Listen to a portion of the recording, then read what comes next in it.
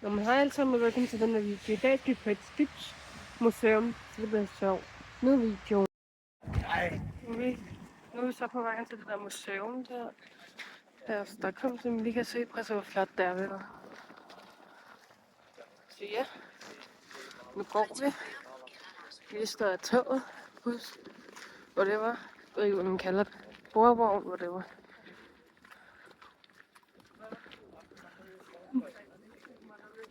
Og venner derude. Jeg ved ikke, hvor højt jeg taler, så det er fordi, jeg har ondt i ørerne, så kan jeg ikke lige høre meget, fordi jeg har ondt. Så ja, men jeg håber, I nyder den her video. Jeg glæder til, videoen kommer op.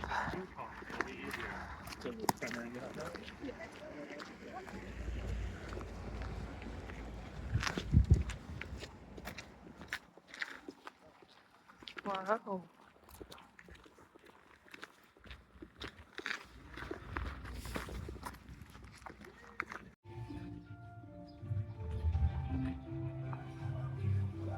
The less well-off lived in simple timber houses in and around the city. Stockholm had a large harbour with ships lying alongside quays. Several hundred crew members waited to board and sail to the Polish and German coasts as King Gustav II Adolf attempted to gain control of the Baltic Sea.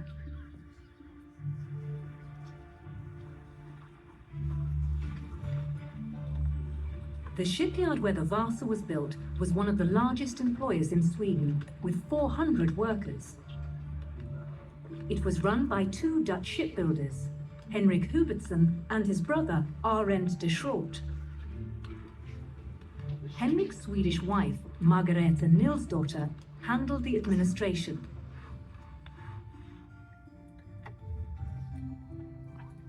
And the women did much of the work when the men went off to war.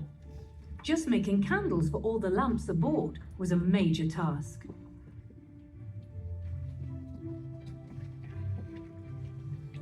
After 2 years, the Vasa was finished and ready to move to the harbour below the royal castle. She was one of the most heavily armed ships in Europe, with 64 guns on 2 gun decks, which could house up to 450 crew members.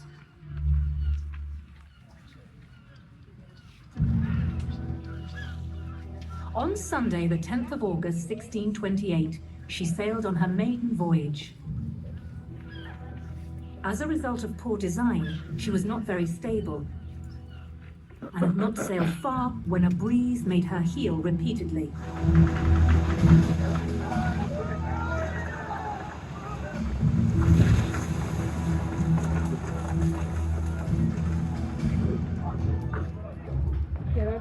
She heeled too far, and off the coal, water came in through the gun ports on the port side.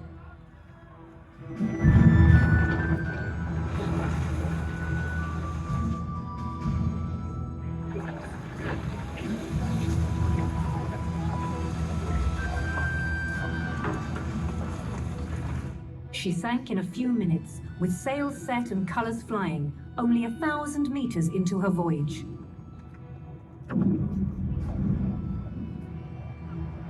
Over 30 men and women drowned.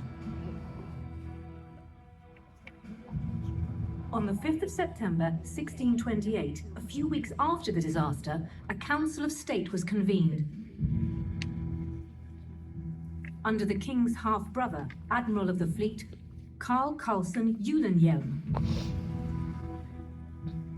But no one was held to blame. After several unsuccessful attempts to salvage the ship, the Vasa lay at the bottom of Stockholm harbour for over 300 years. It is likely that some dives to the wreck were made in the 19th and early 20th centuries. But it was in 1956 that wreck expert Anders Franzén pinpointed her location.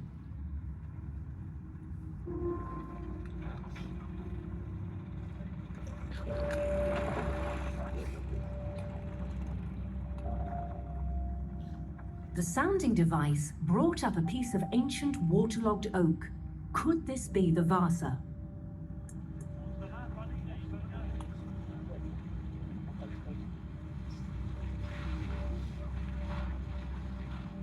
Per Edvin Felting dived to see if this was her, lying in 30 meters of water.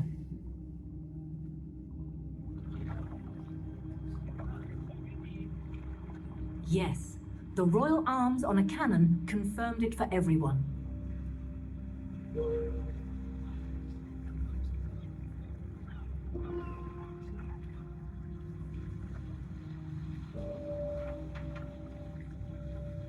Felting and naval divers found large quantities of artifacts and sculptures from the ship in the mud.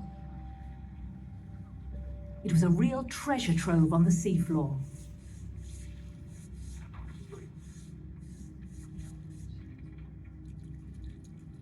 Could she be recovered? Salvaging techniques in the 1950s had come a long way since the 17th century, but the basic method was the same. Raise her using 2 salvage pontoons.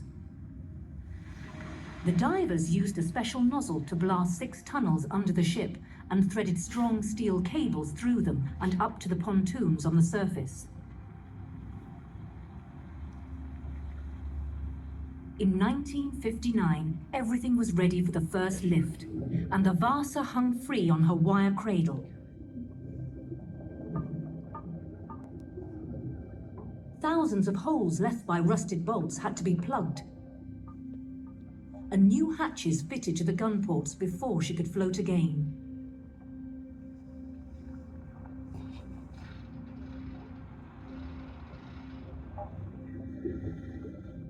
Monday, the 24th of April, 1961, was the great day.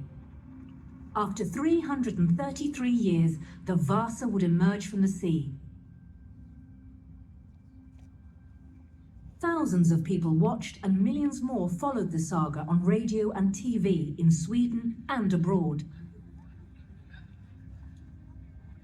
Nothing seemed to happen, when suddenly a bit of a mast and a section of bulwark appeared above the waves.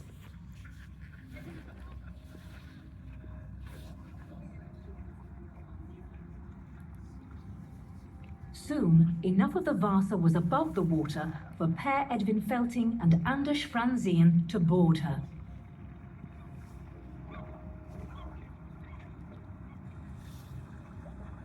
Pumps strained to empty the ship of water and mud to lighten her. Går ikke. Det er ikke god. Jeg får hurtigt ondt i armen. Der er jeg. The archaeologists now moved in. A marine excavation of this size on such an old ship was unprecedented anywhere in the world.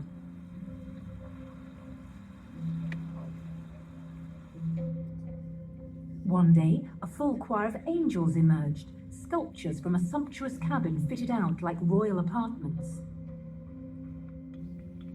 There would be over 40,000 finds in total by the end. The Vasa was towed past the site of her sinking, just 100 meters off Beckholmen.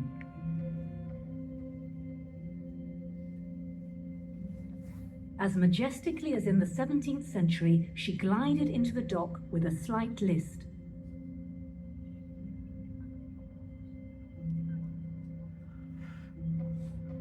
King Gustav II Adolf had never seen her in her finished glory.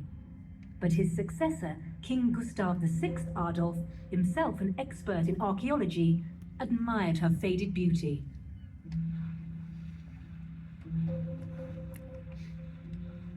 As she stands in dry dock, the Vasa is impressive. Even with the stern castle gone, she is as high as a 4-story building.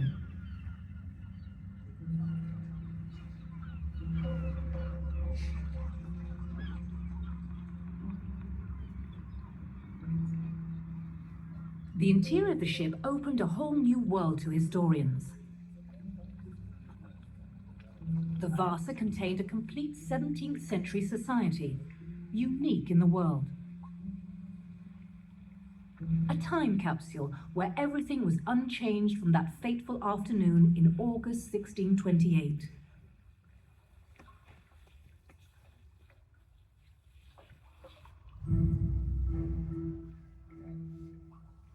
The sculptures had survived their immersion well and were placed in huge vats of water awaiting restoration.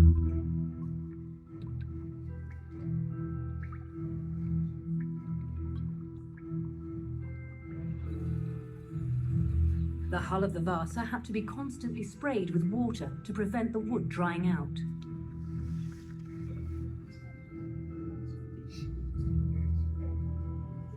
The Vasa sank rapidly in just a few minutes.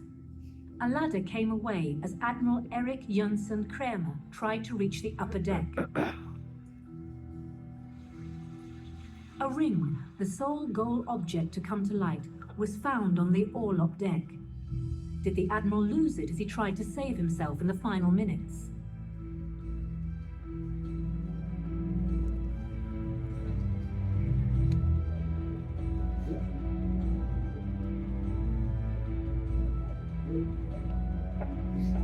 But many below deck had no chance as the Vasa sank. This sailor was trapped under a cannon. The brackish water, low in oxygen, and the mud have preserved his clothing, and his shoes were still on his feet.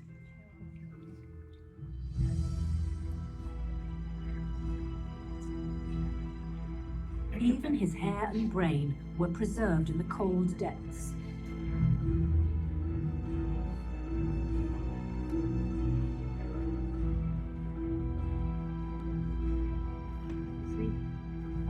Parts of 15 skeletons have been recovered, allowing scientists to establish what they ate and what illnesses the seamen suffered from.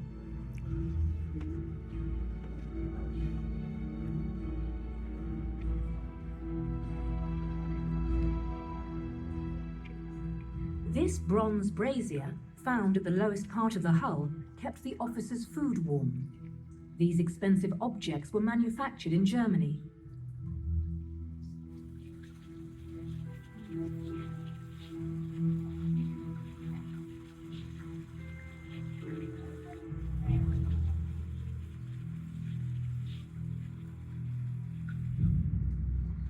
During the hearing by the council, the interrogating officer wondered whether the cannons had not been properly secured. He was wrong. They had been. All the gun carriages were still in place on the lower decks. The cannons had not caused the ship to capsize. She was just too high and too narrow in the beam, with too little weight in the stone ballast below the waterline.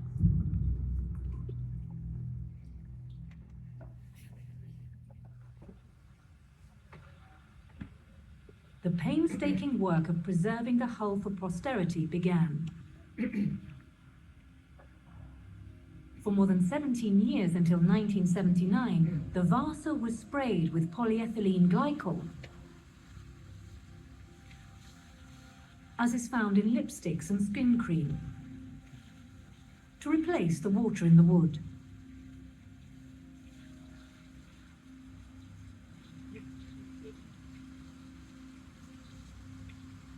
The Vasa is one of the largest objects ever conserved. She has been called the world's biggest jigsaw puzzle, and to find out where all the loose parts had fitted, the museum's carpenters threaded steel wire through the old nail holes. If they lined up, a new piece of the puzzle had fallen into place.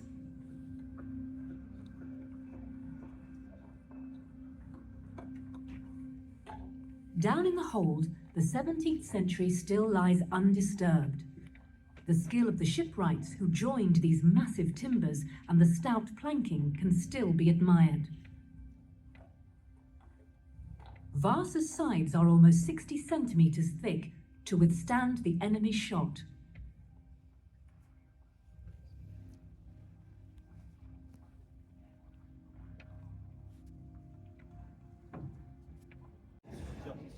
Okay venner, så nu har vi lige været inde og se en film om det her skib her. Og ja, det var mega sjovt at se en film om den. Om hvordan de tog den op og alt sådan noget der. Så ja, og denne kunne lige gå rundt. Kigge lidt. Så det var mega vildt. Ja. Den film, at det har været nede i vandet. Så har de hivet det op og alt sådan noget der. Det er mega vildt at se og høre om og alt sådan noget der. Så ja, glæder jeg til videoen. Tak fordi I så med. Husk at like og subscribe, så ses vi bare i min næste video. Vi ses!